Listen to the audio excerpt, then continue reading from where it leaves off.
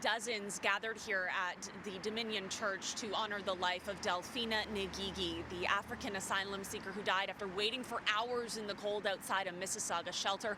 The 46-year-old is the second migrant to die in Peel region in the past 3 months. And advocates we're speaking to say they want to see real action to prevent this from happening again. Could it have been prevented? I know what could have been prevented. She didn't have to wait in the cold for 7 hours.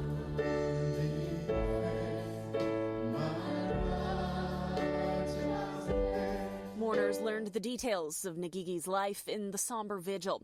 She arrived in Canada from Kenya on February 15th, seeking a better life for her 4 children back home following their father's death in December.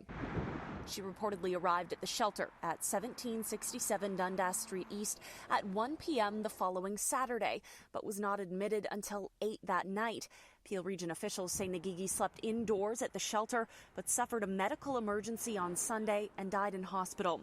Her cause of death has not been released. In the context of her waiting outside in the cold, -8 degrees for 7 hours, she eventually died.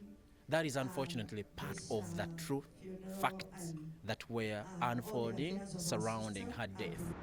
It's the second death of an asylum seeker in Peel region. A Nigerian refugee died in November while sleeping in a tent outside that same shelter. And there are fears this will happen again and again, with more people coming into the country and governments finger-pointing. Why will you let somebody move and come to the airport and you have no place for them to stay and allow them to come in? Why are your embassies still giving visas? Where is the broken communication from? The federal government is responsible for refugees, recently pledging $362 million to provinces and cities to help support the influx of asylum seekers, with nearly 40% of that earmarked for Toronto.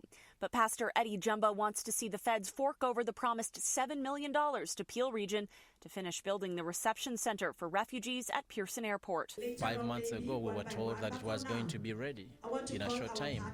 Up to this day, we don't have an exact substantial update on the when. Yes, two days ago, we got an update that it might start in May, but for me, until it has started, I could not even tell you that we have a date. In the meantime, mourners want the country to honor Ngigi's life by providing asylum to her children. Canada owes these 4 children a life.